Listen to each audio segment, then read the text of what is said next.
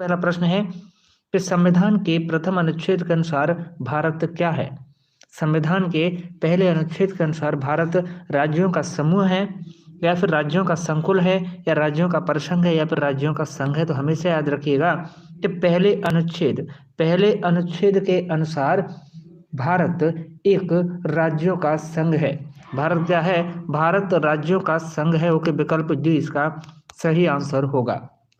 आगे बढ़ते हैं। अगला प्रश्न है कि भारतीय संविधान के भाग 1 के अंतर्गत अनुच्छेद 1 से 4 तक संघ और उसके राज्य क्षेत्र का उल्लेख किया गया है, और आर्टिकल 1 कहता है कि भारत अर्थात इंडिया राज्यों का क्या होगा? एक संघ होगा, यूनियन ऑफ स्टेट्स होगा। आगे बढ़ते हैं अगले प्रश्न की ओर। अगला प्रश्न है कि भारत की देशी रियासतों के विलय में किन दो व्यक्तियों ने महत्वपूर्ण भूमिका निभाई थी?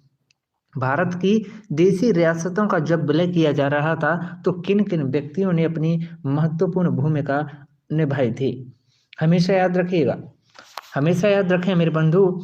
हमें साथ ही साथ इन चीज़ों को याद करते जाना है ताकि आपको क्लास के बाद में याद करने की जरूरत ना पड़े। हाँ, जरूरत पड़े तो केवल एक बार रिवीजन की, इस क्लास के बाद एक बार आप पीडीएफ से रिवीजन और कर लेना, कभी चीज़ों को आप भूलोगे नहीं। हमेशा याद रखना कि भारत की देशी रियासतों को विलय जिन व्यक्तियों के द्वारा किया गया वे दो व्यक्ति हैं। कौन? सरदार वल्लभ भाई पटेल और वीपी मेनन। ओके, विकल्प बी इसका सही जवाब है। आगे बढ़ते हैं अगले प्रश्न की ओर। अगला प्रश्न है, देखिए, लेकिन आप इतना और याद रखें कि 562 देशी रियासतों में से 559 रियासतों का भारत में विलय हो गया था, और अन्य तीन रियासतों को जो है बाद में मिलाया गया था। उन तीनों रियासतों को देखिए कैसे मिलाया गया। हैदराबाद को तो पोलो ऑपरेशन के द्वारा मिलाया गया। इसके द्वारा पोलो ऑपरेशन के द्वारा हैदराबाद को मिलाया गया, और जूनागढ़ को भैया जनमत संग्रह के द्वारा मिलाया गया था, और जम्मू कश्मीर को विलय अधिपत्र के द्वारा भारत में मिलाया गया था। ओके, आगे बढ़ते हैं। अगला प्रश्न है, अब एक प्रश्न और तैयार हो जाता है कि हमारे सरदार वल्लभ भाई पटेल को लौह पुरुष भी कहा जाता है, और सरदार वल्लभ भाई पटेल को ही क्या है? भारत का बिस्मार्क भी कहा जाता है। क्या है? भारत का बिस्मार्क भी कहा जाता है मेरे बंधु। आगे बढ़ते हैं। प्रश्न है कि भारत में संघ राज्यों का प्रशासन किसके द्वारा किया जाता है? भारत में संघ राज्यों का प्रशासन किसके द्वारा किया जाता है? वेरी वेरी मोस्ट इंपॉर्टेंट प्रश्न है। तो हमेशा याद रखिएगा कि भारत में संघ राज्यों का जो प्रशासन है यह किया जाता है राष्ट्रपति के द्वारा। किसके द्वारा? राष्ट्रपति के द्वारा किया जाता है। विकल्प ए इसका सही जवाब है। अगला प्रश्न है कि वर्ष 1948 में सरकार के द्वारा भाषाई आधार पर राज्यों के पुनर्गठन के विषय में परीक्षण हेतु नियुक्त पहली भाषाई प्रांत आयोग के अध्यक्ष कौन थे? तो बंधु, प्रथम भाषाई प्रांत आयोग के अध्यक्ष जो थे वे कौन थे? एस के धर। ओके, विकल्प सी इसका सही आंसर होगा। आगे बढ़ते हैं। अगला प्रश्न है कि राज्य पुनर्गठन आयोग ने 1 नवंबर 1956 को कितने राज्यों और संघ राज्यों का गठन किया था? तो बंधु मेरे 1 नवंबर 1956 को राज्य पुनर्गठन आयोग ने 14 राज्य और 6 संघ राज्यों का गठन किया था।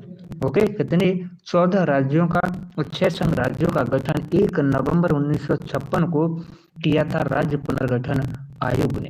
अगला प्रश्न है कि नए राज्य के गठन की शक्ति किसमें निहित होती है? नए राज्य के गठन की शक्ति किसमें निहित होती है? एक प्रश्न और याद रखिएगा कि जो राज्य पुनर्गठन आयोग बनाया गया था यह 1953 में बनाया गया, और इसके अध्यक्ष कौन थे? फजल अली थे। ओके, राज्य पुनर्गठन आयोग के अध्यक्ष। तो भाई नए राज्य के गठन की जो शक्ति होती है यह संसद में निहित होती है। किसमें? संसद में नए राज्य के गठन की शक्ति निहित होती है। आगे बढ़ते हैं। अगला प्रश्न है आपकी स्क्रीन पर कि किस संविधान संशोधन के द्वारा दिल्ली को राष्ट्रीय राजधानी क्षेत्र का दर्जा दिया गया? बताएं, किस संविधान संशोधन के द्वारा दिल्ली को राष्ट्रीय राजधानी क्षेत्र का दर्जा दिया गया?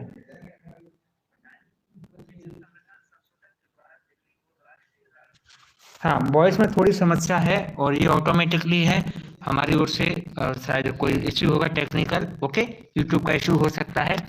तो भाई संविधान संशोधन के द्वारा दिल्ली को राष्ट्रीय राजधानी क्षेत्र का दर्जा प्रदान किया गया था। बिल्कुल, तो इसका सही जवाब है कि 69वां। अगला प्रश्न है कि छत्तीसगढ़ राज्य की स्थापना कब हुई थी? छत्तीसगढ़ राज्य की स्थापना कब हुई थी?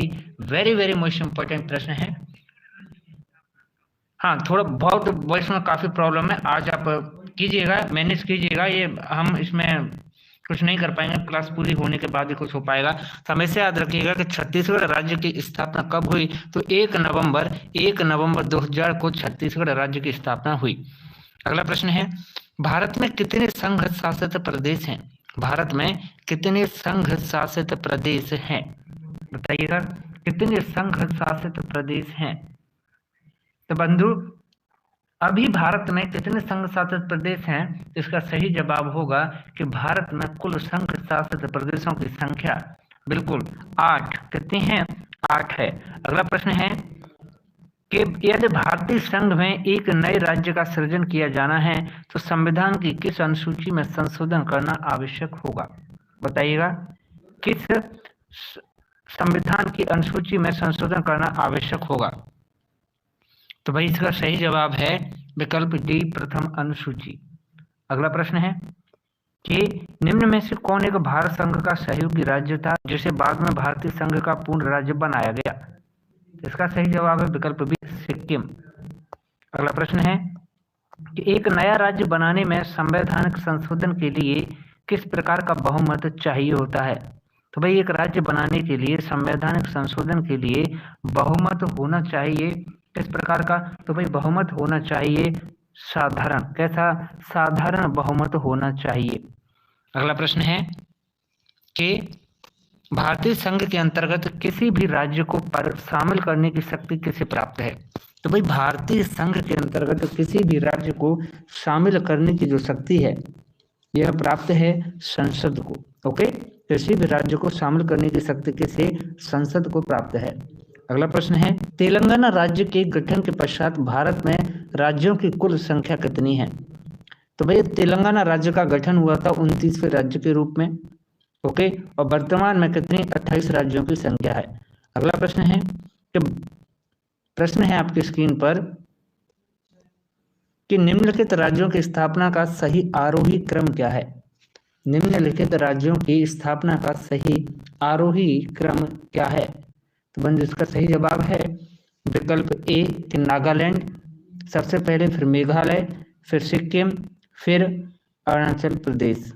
अगला प्रश्न है कि भाषाई आधार पर सबसे पहले किस राज्य का गठन हुआ? भाषाई आधार पर सबसे पहले किसका गठन हुआ? बताइएगा, भाषाई आधार पर सबसे पहले किस राज्य का गठन हुआ?